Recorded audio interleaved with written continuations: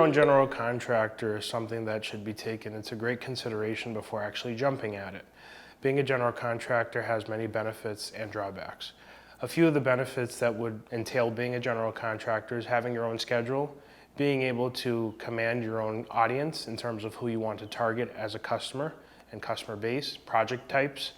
And the drawbacks really come into play with a lot of the lack of knowledge that comes with running your own company. So a lot of individuals that go into general construction are, for example, really great carpenters, but they never went to business school. Like, most normal carpenters don't go to business school. So when they actually try to tack on that type of business requirement, which is a requirement when you're going into construction and running your own company and being your own general contractor, you need to have knowledge of business, you need to have knowledge of working with people, you need to have knowledge of working with contracts, attorneys, accounting, bookkeeping. So there's a number of tasks that go beyond just, let's say you're a really good craftsman or tradesman that a lot of people run into when they first go into it.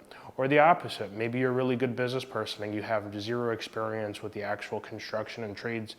There's always going to be ups and downs depending on what your skill set is. The best thing to follow is usually working with individuals and hiring individuals that are really good at where you're weak at. Those are the benefits and the drawbacks primarily, but they go hand in hand. And it's just being able to identify properly which aspects you're weak at, which aspects you're strong at, and utilizing people to better tackle these tasks at hand.